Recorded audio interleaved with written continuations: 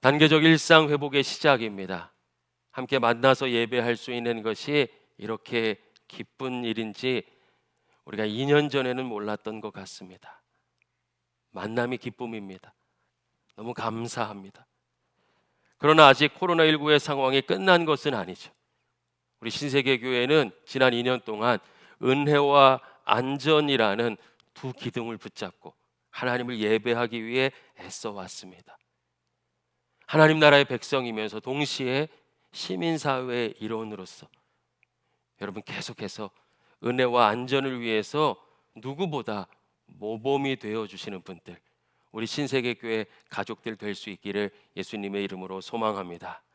동시에 여러분, 예배 장소의 회복이 아닌 예배자의 마음이 회복되어야 됩니다.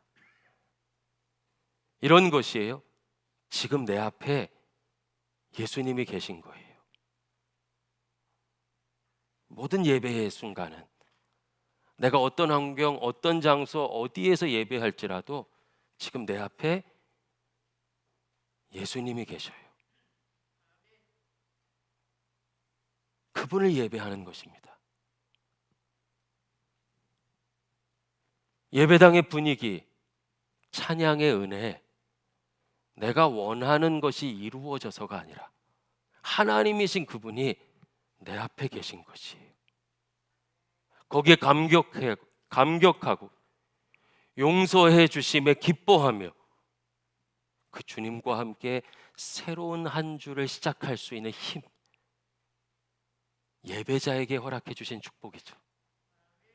여러분 벌써 깊은 묵상으로 들어가시기 위해서 목의 각도를 15도쯤 내리시는 분들이 계십니다. 참, 근데 감사해요.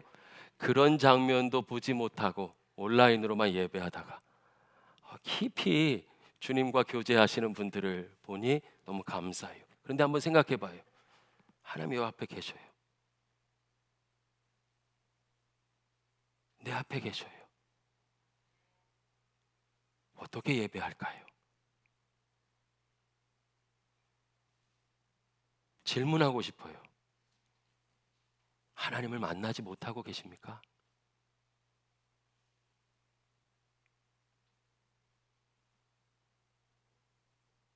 예배의 자리의 문제가 아닙니다. 더 놀라운 것은 앞에 계신 것이 아니라 내 안에 계세요. 예배할 때도, 걸어갈 때도, 내가 있는 모든 곳에 나와 함께 하셔요. 그것을 의식하고 깨닫는 것이 예배자의 마음이죠. 잊어버릴 수 있습니다. 그래서 매일 아침 또 매주일 우리는 다시 정해진 시간과 장소에 나와서 하나님을 예배합니다. 왜 그렇게 시간과 장소를 강조하냐고요? 우선순위죠. 여러분 우선순위예요. 정말 중요한 사람을 만날 때 다른 사람이 오면 그 시간을 내어줍니까? 내어줄 수 없어요. 내어주지 않습니다. 가장 중요하기 때문에. 하나님이 내게 그런 분이십니까? 그래서 우리는 시간과 장소를 정해서 예배하는 그 예배를 훈련하는 것이에요. 누구도 방해할 수 없는 하나님께 드린 시간, 하나님께 드린 장소, 하나님께 드린 마음. 여러분 장소가 아니라 이 마음의 회복이 먼저입니다. 지난 2년간 우리 신세계교회의 믿음의 가족들은 이 마음을 갖기 위해서 영적인 싸움을 해왔습니다. 코로나19 팬데믹 상황 속에서도 하나님 나라 백성답게 하나님을 예배하고 하나님을 사랑하고 동시에 내 안에 은혜를 가두어 두는 것이 아니라 나누는 삶, 하나님의 자녀이기 때문에 주님을 닮아가기에 이웃을 사랑하는 삶을 위해 애써왔습니다. 환경이 어렵다고 멈춘 것이 아니라 여러분 멈추지 않기 위해 우리는 싸워왔습니다. 고통스러운 순간도 있었습니다. 어려웠죠. 나도 힘든데 그러나 우리 삶의 모든 자리에서 함께 하시는 하나님을 믿기에 우리는 변하지 않는 주님의 사랑을 의지하며 믿음으로 싸워왔습니다. 오늘 주님께서 여러분의 마음속에서 이렇게 말씀하시는 것이, 사랑하는 딸아, 사랑하는 아들아, 수고했다. 착하고 충성된 종아, 내가 너를 사랑한다. 여러분, 그 아버지의 마음, 아버지의 격려를 담아서 우리 서로를 향해서 축복하며 박수 한번 할까요?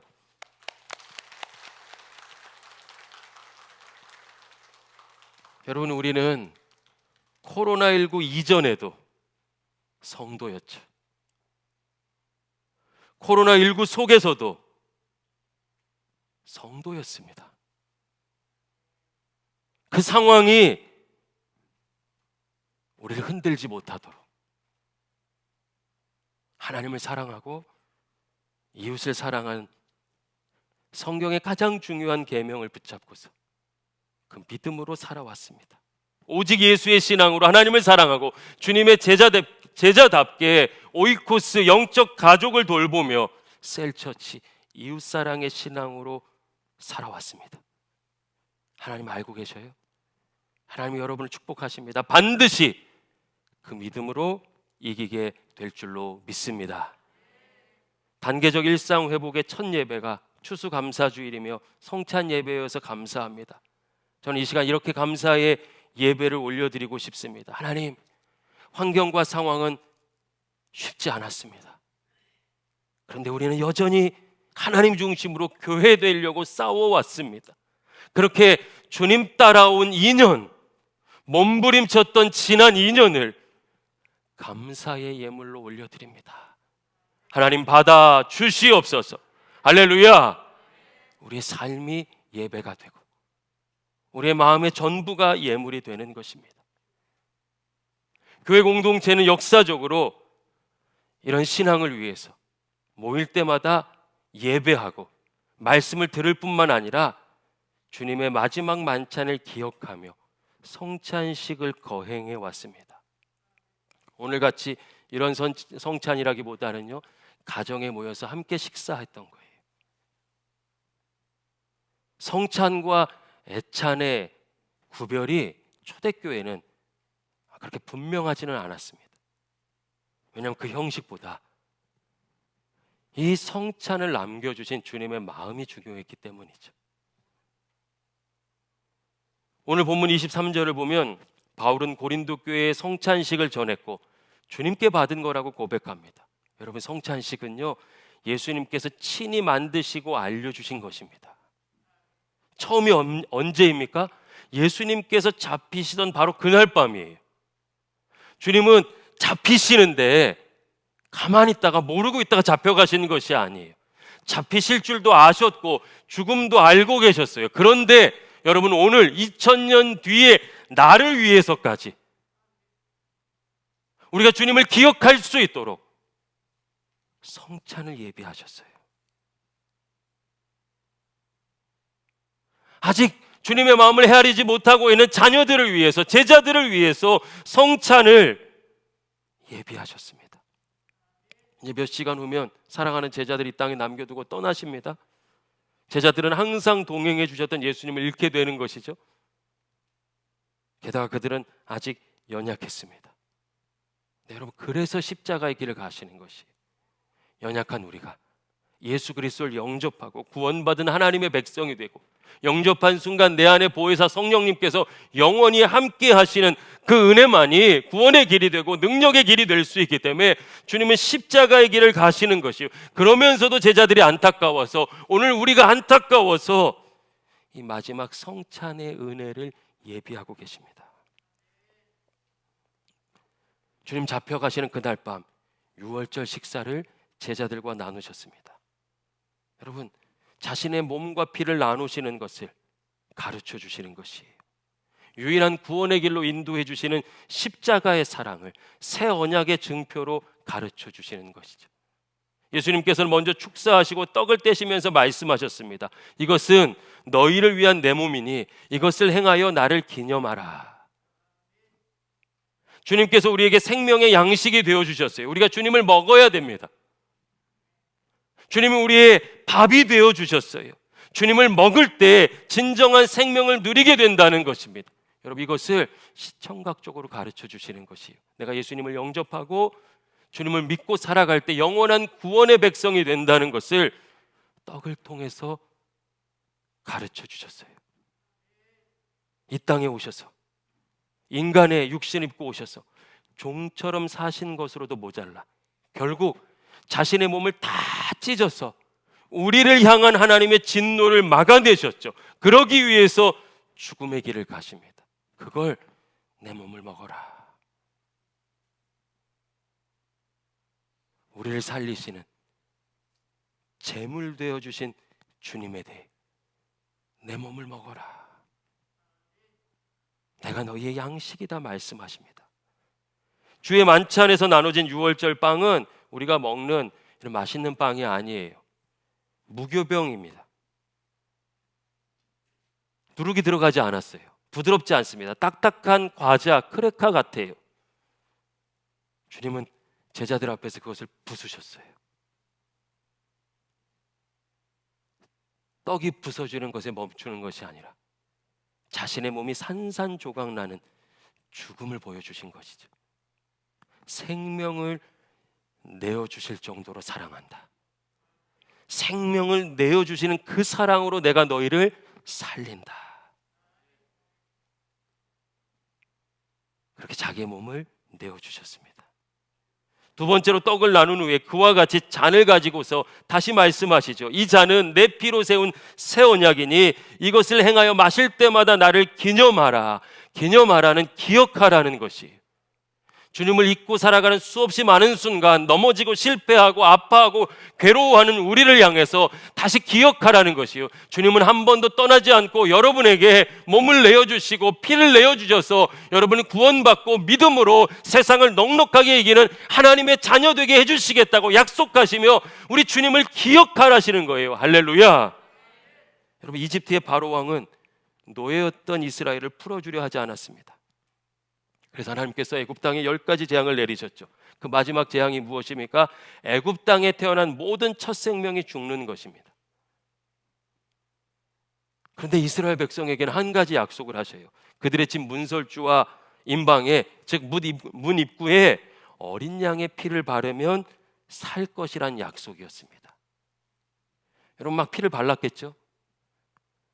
누군가는 막 겁내하면서 진짜 구원 받을까? 어떻게 되지? 막 이런 사람도 있고 피는 발랐어요. 어떤 분은 막 확신 가지고 주님께서 구원해 주셨다 하겠죠. 또 어떤 사람은 이거 바른다고 효과 있겠어? 이런 사람도 있었을 거예요. 그러나 모두가 다 구원받습니다. 구원의 이유는 나에게 있지 않기 때문이죠. 주님께서 약속하신 것은 어린 양의 피예요. 나의 연약한 믿음에도 불구하고 예수 안에 속하면, 주님 안에 거하면, 나의 부족함에도 불구하고 여전히 넘어지는 신앙에도 불구하고 주의 구원이 임하게 되는 것이에요.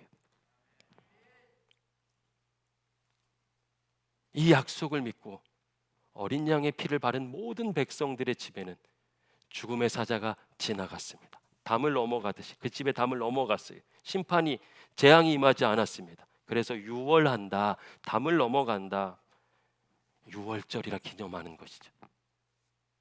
죽음이 지나갔다. 주께서 나를 건지셨다. 예수님께서 나누신 자는 바로 예수님께서 그 유월절 어린 양이 되셔서 보혈을 흘리시고 그 피로 나의 모든 죄를 씻어주시며 하나님과 원수되었던 나를 다시 하나님과 하나 되게 하는, 화목하게 하는, 하나님께 속하게 하는 구원의 길을 열어주셨다는 징표가 되는 것입니다. 여러분, 이 어린 양의 피를 통해서 저와 여러분은, 예수 안에 있는 우리는 사망에서 생명으로 옮겨지고 죄의 노예에서 하나님의 자녀가 된 줄로 믿습니다. 할렐루야. 예수 그리스도의 보혈을 기억하면서 이 구원의 감격 속에 살아가는 것이에요. 그리스도의 피가 나를 치료하는 것입니다. 그리스도의 보혈이 나를 회복시키고 변화시키며 새롭게 합니다. 예수 그리스도의 보혈이 저와 여러분을 오늘 이 삶의 한복판에서, 고난의 한복판에서도 구원의 감격 속에 은혜 가운데 살게 인도해 주실 줄로 믿습니다. 여러분, 성도는 이 은혜로 살아가는 것입니다. 교회가 처음 시작되었을 때는요, 너무 어려웠죠. 예수 믿는다는 것으로 생명을 잃을 수 있었습니다. 초대교회 성도들은 모일 때마다 말씀을 나누고 기도했고 이 성찬에 참여했습니다. 주님을 기억한 거예요. 환경 때문에 넘어진 것이 아니라 환경보다 크신 주님을 바라봅니다. 환경에 재앙이 몰려올 때 예수 그리스도의 보혈로 그 모든 어려움을 이길 수 있다는 믿음을 가진 것입니다. 그래서 그들은 어려울 때도, 아플 때도, 고통스러울 때도, 기쁠 때도 주님을 기억했습니다. 살과 피를 내어주셔서 자신을 하나님의 자녀된 권색 속에 살아가게 하심을 여러분 날마다 기억했습니다. 삶에 새기고 심장에 새겼습니다. 그 힘이, 그 믿음이 박해와 고난 속에서도 이길 수 있는 능력되었고, 주님이 날마다 나와 함께 하심을 간증하게 되었으며 하나님 나라 백성답게 세상을 이길 수 있는 원동력이 되었어요. 그리고 오늘 우리에게도, 오늘 말씀을 받고 기도하며 예배하며 성찬에 참여한 우리에게도 동일한 은혜를, 동일한 능력을 허락해 주실 줄로 믿습니다. 2년 만에 다시 성찬에 참여합니다. 주님을 기억하는 것이에요. 여러분의 삶의 그 무게를 주님께 맡기는 것입니다. 혼자가 아니구나.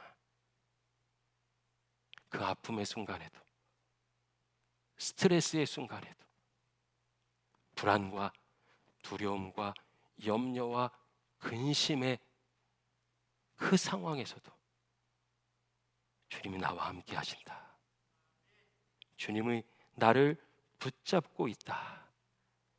그 은혜를 기억하며 다시 힘을 얻는 예식이 성찬입니다. 오늘 주님이 우리를 그 성찬으로 초대하셨어요. 거기에 더해 오늘 고린도전서 11장은 성찬의 의미를 하나 더 알려주고 있습니다. 성찬에 대한 본문이 여러 개가 있는데 고린도전서에는 하나가 더 들어가요. 여러분, 고린도전서는 고린도 교회를 향한 편지입니다. 사도 바울이 성령의 감동을 받아서 인간의 언어로 기록했습니다. 1차 독자가 누굽니까? 고린도 교회 성도예요. 내가 아닙니다. 하나님은 우리의 귀에다 직접 말씀하지 않으시고 2000년 전 사람들의 삶을 통해서 말씀하고 계셔요. 나에게 직접 주신 게 아니에요. 그러니 그 사람들의 삶과 문제와 아픔과 문화, 왜 이 말씀을 주셨는지에 대한 배경을 모른다면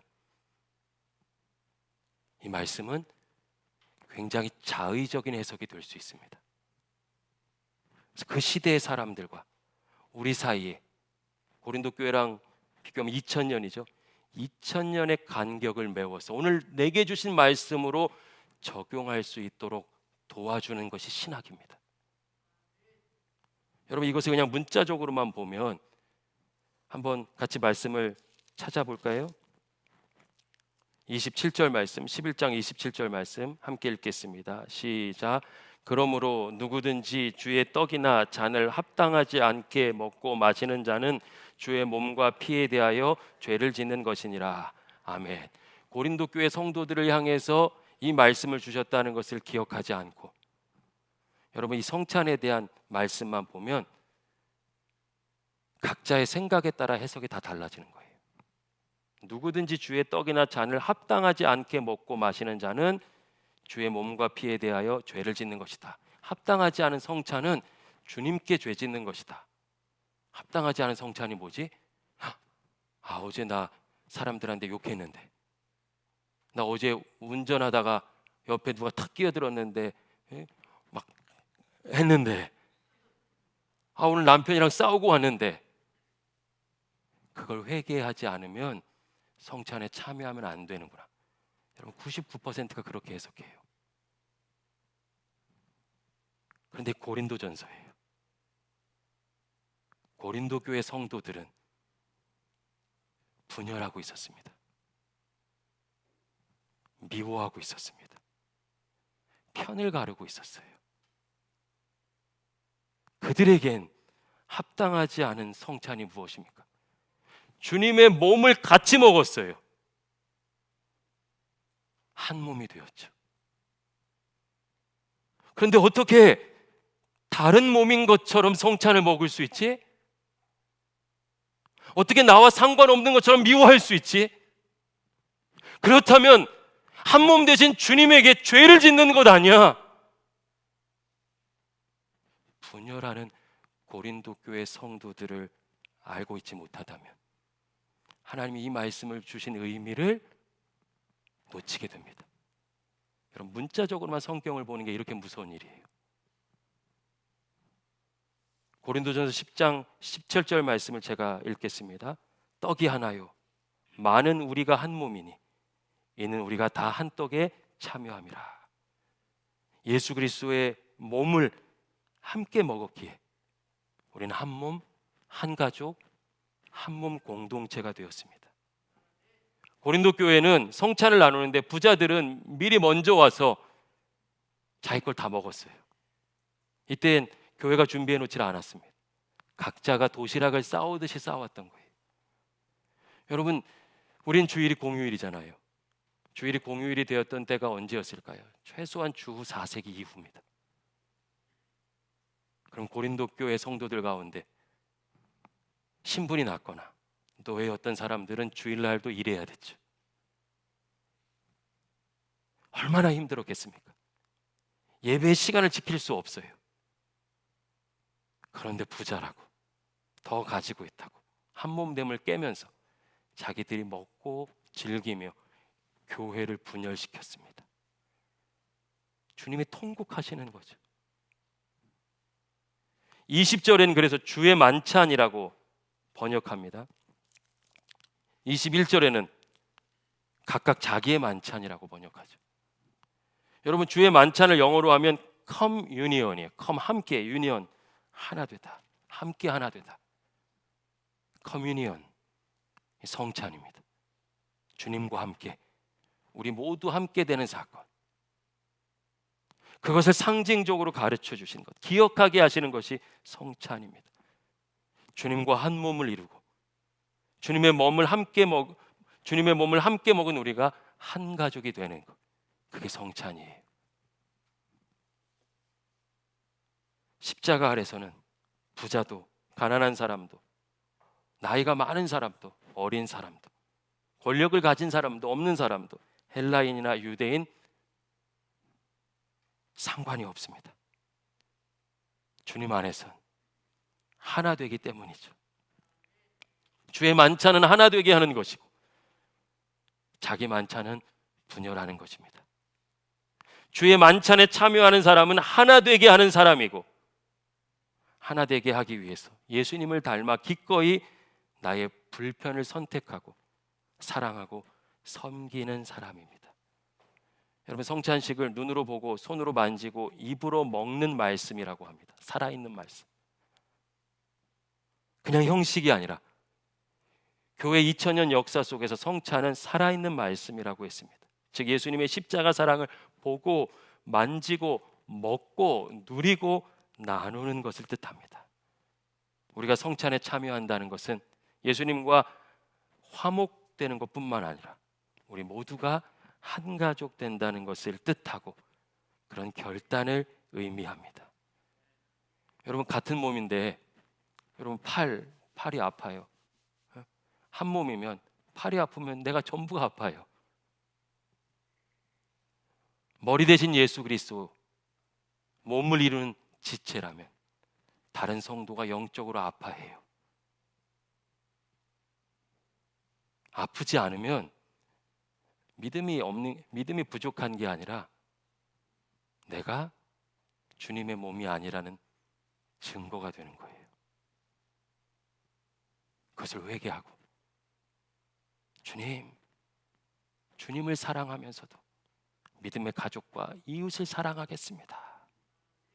결단하고 회개하고 결단한 후에 성찬을 받는 것이 교회의 영적인 유산이었습니다.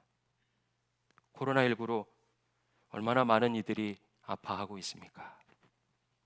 여러분, 믿음이 어려워진 분들도 참 많을 거예요.